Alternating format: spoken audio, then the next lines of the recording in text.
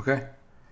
Um, you appeared on a ABC News story about Keefe D and 2Pac and all that stuff. I wanted to get your thoughts on some of the things that Keefe D's lawyer said, which was that Keefe D was not a shot caller, was that he was doing these interviews and doing all this stuff just to make money, and that there's no physical evidence. But I just wanted to get your thoughts on the segment that you did, and then anything that Keefe D's lawyer may have said. Well, as y'all know, I always say, and let me explain once again my definitions of people. You have D-boys, which is a dope dealer that has that's doing good. You have gangsters, this which I believe a gangster could be anybody. That's just got that heart, got that tough, got that way about them. Every profession, I believe, have gangsters within it. Gang members, meaning people that just out there, hey, blood, where you come? And all of that, just, because they live in a neighborhood pretty much, and they like to represent or to be great actors, in my mind. And then gang bangers, which is people that are active, that will hurt you for disrespecting their area, for just being from the wrong side of the track. Just a menace to motherfucking society, in my opinion. I have always categorized Keefe D as a dope boy.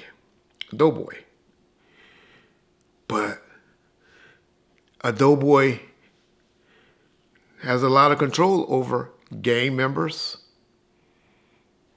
They usually have a lot of gangsters that work for them and gangbangers.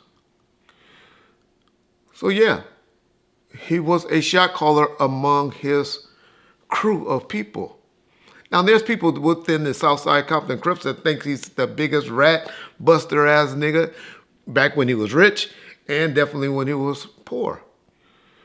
But that's generally how they look at D-boys, the gangbangers. They are a different class, especially if they ain't getting paid or getting taken care of by that D-boy or that gang member. So that would be my take on Keefe D. He was definitely at the top of the food chain as a D-boy at one point. And he was a shot caller among those D-boys and their crews, which I believe D-boys have gang members, gangsters, and gang bangers that works for them, and other D-boys. And so that's what the prosecutor going to have to break down, bring an expert in to explain the difference and why they keep making that statement as him being a shot caller.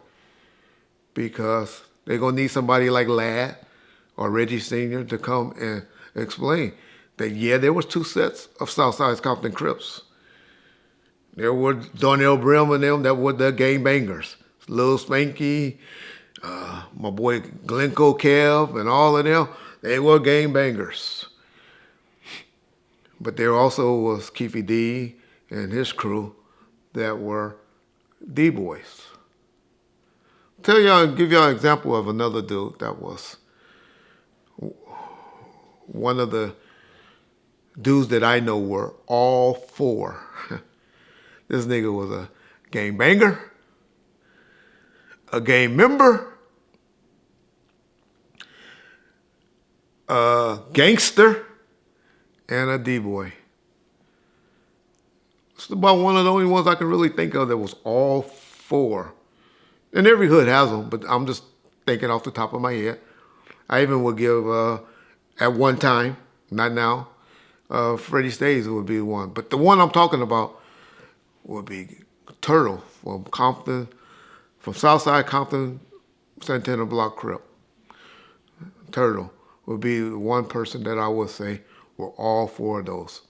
It's not many that I will give that credit to from Compton. I'm sure there's some guys in L.A. and all of that, but I am an expert in Compton, and especially from guys that were gangbanging in the late 80s, early 90s to the mid 2000s. I can tell you about any of those niggas. The new dudes, I don't know, but though that era, I'm gonna tell you where their mama was, what their mama, would do for them, or how she was. I'm not talking about no other type of way because I only dealt with sisters then. But I'm just talking about I can tell you their family tree. Probably can tell you what dog was on the chain in their backyard, if you ask me. But hey, the second part of your question, Jay, about for the fame. Hey, that's his best defense. That's his only defense. Well, he got another defense, but he ain't gonna want to do it. I'm telling you what I would be doing right now if I was Keefe D. I'll be sitting on the toilet, digging my hand in the fucking toilet and wiping shit on my face and putting shit all on my face and there eating the shit and saying, "Ooh, this tastes good." Is what I would be doing right now if I was Keefe, because that's the only way he gonna get out of there. If he proved that he's crazy, or he can get a judge to believe that, okay, he was just making this shit up. But I'm sure the DA in Vegas is got a plan for that, and can show a bunch of statements that he made that we don't know about, that he verified in that proffer that wasn't out in the public yet. Once they do that, just one thing that he said, i.e., the car that got shot. Most of y'all don't know about the car windshield that got shot up. Y'all know about it now because Reggie Wright been running his mouth. But y'all didn't know about that until Reggie got on YouTube and started talking. If he talked about that in the proffer agreement, I'm glad the lieutenant from Vegas finally came out and told y'all that was on the investigation, or maybe it was the DA, I forget. But man, did y'all see the people that they brought in on that interview? That's the sheriff, the head sheriff of that county, and the head DA in that county, and the lieutenant over the homicide division. You don't embarrass your top brass like that if they don't think they got a win-win. I'm telling y'all. But, yeah, it's going to be something that will say. But they verified what I've been telling y'all, that he not only gave the statement to Greg Kadings, which y'all want to always, and I even hear people talking about, that's why they didn't even call Greg Kadings to the grand jury. Why they didn't do that?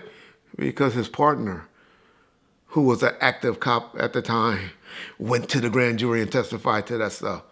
That's why they didn't. But more importantly, and stupidly, y'all remember when I told you I almost fell out my chair when I found out that he did this? Yeah. Someone on that interview also said this. It was on ABC. I know we're not going to play it. We're not going to be able to play it for y'all, but y'all can look it up. ABC Worldwide News, Nightline. And what he said was, Keefe D, a few months later after he gave that confession to Greg Kadings, also gave the confession without the proffer agreement being present to Vegas PD. Why he did that, I still to this day don't know. I think he must have got arrested on a separate case or something for him to be that stupid to go down there and talk again. So, yeah, that would be my take from it.